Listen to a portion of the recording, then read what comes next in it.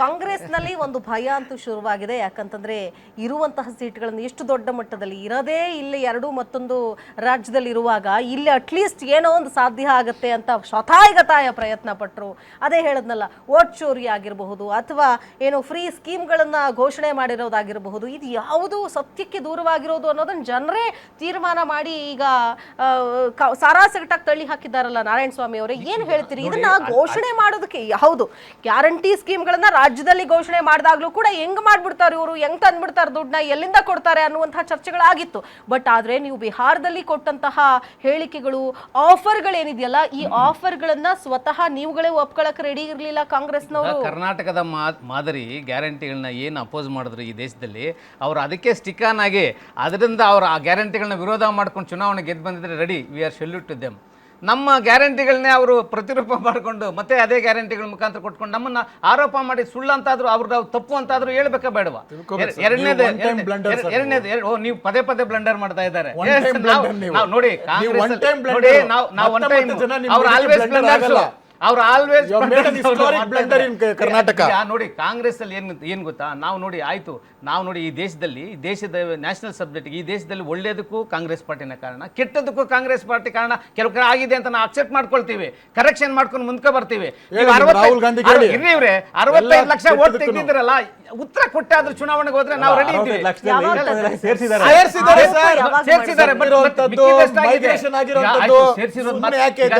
ಮಾತ್ರ ಮಾತಾಡ್ತಾರೆ, ಬಿಟ್ಟಿರೋದನ್ನ ಯಾಕೆ ಮಾತಾಡಲ್ಲ ಅಂದ್ರೆ ನೋಡಿ ಸರ್, ಒಂದು ವ್ಯವಸ್ಥೆ ಸುಪ್ರೀಂ ಆಗಿರ್ಬೇಕು, ನಾಟ್ ಇಂಡಿವಿಜುವಲ್. ವ್ಯವಸ್ಥೆ ಸುಪ್ರೀಂ ಆಗಿದ್ರೆ ಡೆಮೋಕ್ರಸಿ ಸಕ್ಸಸ್ ಇರ್ತದೆ.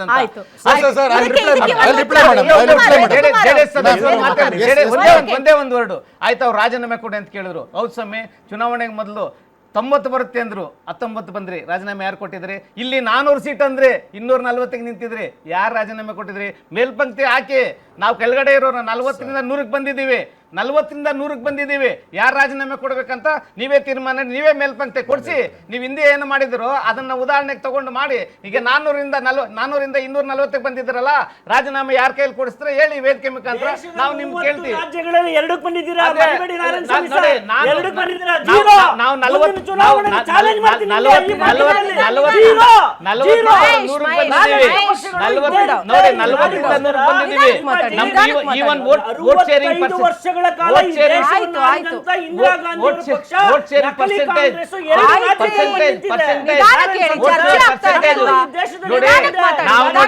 ಕಾಂಗ್ರೆಸ್ ಪಾರ್ಟಿ ಅವಕಾಶವಾದಿ ಪಾರ್ಟಿ ಅಲ್ಲ, ಫೇಸ್ ಮಾಡುತ್ತೆ. May be right or wrong, ಆಮೇಲೆ ಟ್ರಾನ್ಸ್ಪರೆನ್ಸಿ ಜನಗಳ ಮುಂದೆ ಇಡ್ತೀವಿ. ಯಾವ್ದು ಸರಿ ಯಾವ್ದು ತಪ್ಪು ಚೂಸ್ ಮಾಡ್ಕೊಳ್ಳಿ. ನೀವು ಅದಕ್ಕೆ ಅಕ್ಸೆಪ್ಟ್ ಮಾಡ್ಕೊಳ್ತೀವಿ. ಫೈನಲ್ ಆಗಿ ನಾವು ಇವತ್ತು ಸುಳ್ಳು ಹೇಳ್ತಾ ಇಲ್ಲ. ನಾವು ಏನು ಹೇಳಿವಿ ಇವತ್ತು ಆಯೋಗದ ಮುಂದೆ ಇಟ್ಟಿದ್ದೀವಿ, ಅದು ಇವತ್ತವರೆಗೂ ಆನ್ಸರ್ ಬಂದಿಲ್ಲ. ಆದ್ರೆ ಕೋರ್ಟ್ಗೆ ಹೋಗ್ತಾರೆ, ಆನ್ಸಿಪೇಟರಿ ಬೇಲ್ಗಳು ತರ್ತಾ ಇದ್ದಾರೆ, ಅದನ್ನ ಮಾತ್ರ ಹೈಡ್ ಮಾಡ್ತಾ ಇದ್ದಾರೆ. ನೀವು ಇನ್ನೊಂದು ವಿಷಯ ಹೇಳಿದ್ರಿ, ಒಬ್ಬ ವ್ಯಕ್ತಿಯಿಂದ ಮುಚ್ಚಿಟ್ಟಿದ್ರಿ. ನಾನು ಈ ವೇದಿಕೆಯಲ್ಲಿ ಹೇಳ್ತೀನಿ ಏನಂತ ಗೊತ್ತಾ, ಪಾಸ್ವಾನ್ ಅವ್ರದ್ದು ಭಾಳ ವರ್ಕೌಟ್ ಆಗಿದೆ. ಇನ್ ದ ಸೇಮ್ ಟೈಮ್ ಇನ್ನೊಬ್ಬರು ಭಾಳ ಇಂಪಾರ್ಟೆಂಟು, ಒಬ್ಬರು ಮಾಜಿ ಮುಖ್ಯಮಂತ್ರಿ ಇದ್ದಾರೆ. ಅವ್ರದ್ದು 9 ಜಿಲ್ಲೆಯಲ್ಲಿ ಭಾಳ ಪ್ರಬಲವಾದಂಥ ಕಮ್ಯುನಿಟಿ ಶೆಡ್ಯೂಲ್ ಕಾಸ್ಟಲ್ಲಿ ನಮ್ಮಲ್ಲಿ. ಆ ಮಾಂಜಿಯವರು ಓದ್ಸತಿ ಕೂಡ ಅವ್ರು ಡಿಸ್ಟರ್ಬ್ ಇತ್ತು. ಈಗ ಎಲ್ಲ ಒಟ್ಟಾಗಿ ಅವ್ರ ಓಟ್ ಅವ್ರು ತೊಗೊಂಡಿದ್ದಾರೆ, ಬಂದಿದೆ. ಬಟ್ ನಮ್ಮ ಪ್ರಶ್ನೆಗಳಿಗೆ ಇವತ್ತವರೆಗೂ ಉತ್ತರ ಸಿಕ್ಕಿಲ್ಲ. ನಾವು ಕಮ್ಮಿ ಆಗಿದ್ದೀವಿ, ದಟ್ ಇಸ್ ಡಿಫ್ರೆಂಟ್. ಬಟ್ ನಾವು ಎತ್ತಿರುವಂಥ ಪ್ರಶ್ನೆಗಳು ಸುಪ್ರೀಂ ಕೋರ್ಟಲ್ಲೂ ಬಂದಿಲ್ಲ, ಇಲ್ಲ ಚುನಾವಣಾ ಆಯೋಗದಿಂದ ಬಂದಿಲ್ಲ. ನಾವು ರಿಕ್ವೆಸ್ಟ್ ಮಾಡ್ಕೊಳ್ತೀವಿ ವೇದಿಕೆ ಮುಖಾಂತರ,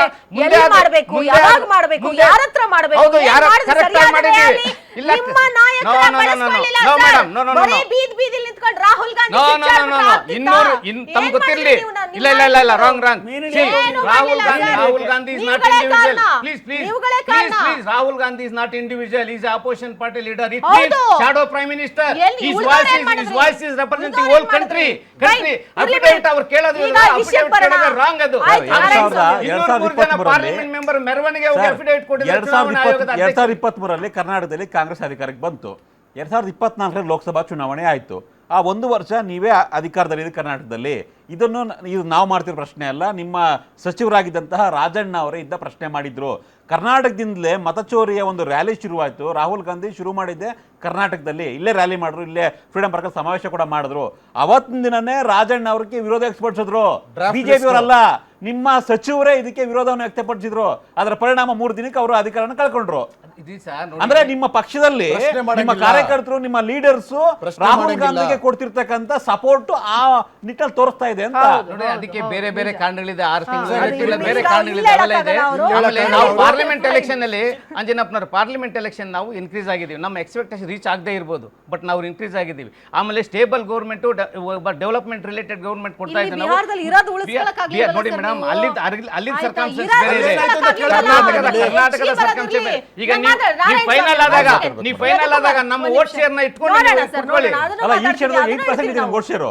ಹೌದು, ಈಗ ಅಷ್ಟೇ. 8% ವೋಟ್ ಶೇರ್ ಇದೆ ಈಗ. ನಮ್ದು ಇನ್ನೂ ಸಾಕಾ? ಇನ್ಕ್ರೀಸ್ ಆಗುತ್ತೆ. Okay.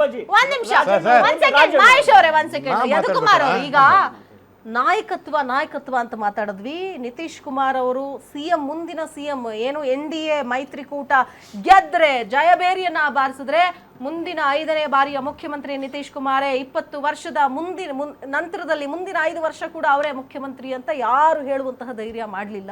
ಈಗಲೂ ಕೂಡ ಇನ್ನೂ ಮಾಡ್ತಾ ಇಲ್ಲ. ಯಾಕಂತಂದ್ರೆ ಇಲ್ಲಿ ಡಿಸೈಡಿಂಗ್ ಫ್ಯಾಕ್ಟರ್ಸ್ ಬಹಳ ಜನ ಇದ್ದಾರೆ. JDU ಇದೆ, LJP ಬಹಳ ಮುಖ್ಯವಾಗಿದೆ. ಅಂದ್ರೆ ಇಲ್ಲಿ ನಾಯಕತ್ವದ ಆಯ್ಕೆಯ ಸಂದರ್ಭದಲ್ಲಿ ಎದುರಾಗುವಂತಹ ಸವಾಲುಗಳಿಗೇನು ನಿಮ್ಗೆ, ಅಥವಾ ಒಮ್ಮತದಿಂದ ಮೋದಿ ಅವರು ಹೇಳಿದವರೇ ಸಿಎಂ ಆಗ್ತಾರ? ಯುನಾನಿಮಸ್ಲಿ ನಿತೀಶ್ ಕುಮಾರ್ ಅವರೇ ಮುಂದಿನ ಮುಖ್ಯಮಂತ್ರಿ ಬಿಹಾರಕ್ಕೆ. ಸೊ DCM ಪಟ್ಟಕ್ಕೆ ಒಂದಷ್ಟು ಲಾಭಿಗಳಾಗಬಹುದು. DCM ಪಟ್ಟ ಯಾವಾಗ್ಲೂ ಭಾರತೀಯ ಜನತಾ ಪಾರ್ಟಿ ಹಿಂದೆ ಸುಶೀಲ್ ಮೋದಿ ಅವರಿದ್ರು, ಅವರು ವಹಿಸ್ಕೊಂಡಿದ್ದಂಥದ್ದು. ಇವಾಗಲೂ ಸಾಮ್ರಾಟ್ ಚೌಧರಿ ಇದ್ರು, ಬೇರೆ ಇದು ಮಾಡಿದ್ರು. ಇವಾಗ LJP ಕೂಡ ಒಂದು DCM LJP ಕೂಡ ಇದೆ ಅಂತದೆ. So the combinations of government combinations ಏನಿರುತ್ತೋ ಅದನ್ನ ಮಾಡೇ ಮಾಡ್ತೀವಿ ಸರ್. ಅದರಲ್ಲಿ ಸರ್ ಈಗ ಹೇಳಿದ್ರು ಇವರು ಸೋಲಿನ ಇದಕ್ಕಂತ ಅಂದ್ಬಿಟ್ಟು, ಸೋಲಿನ ಜವಾಬ್ದಾರಿಯನ್ನ ವಹಿಸಕ್ಕಂತಾನೆ ಒಬ್ಬರನ್ನ AICC ಅಧ್ಯಕ್ಷರು ಮಾಡಿದ್ದಾರೆ ಕಾಂಗ್ರೆಸ್ನವರು. ಯಾಕಂದ್ರೆ ಆ LOP ಅವರು ಸರ್ ಕೇಳಿಸ್ಕೋಬೇಕಾಗುತ್ತೆ. ಅವರ ಅಧ್ಯಕ್ಷದಲ್ಲಿ 40ರಿಂದ 100 ಬಂದಿದ್ದೀವಿ.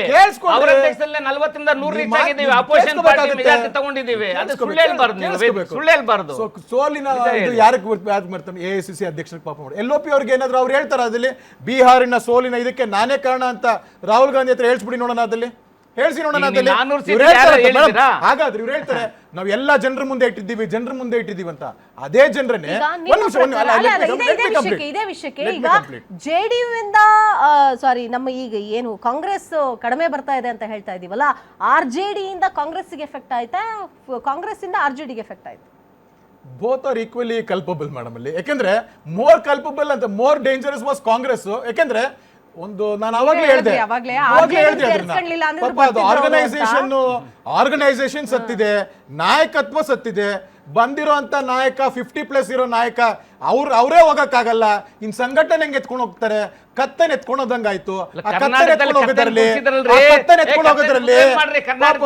RJD ಒಂದು 50 ಮುಂದೆ ಬರ್ತಾ ಇತ್ತು.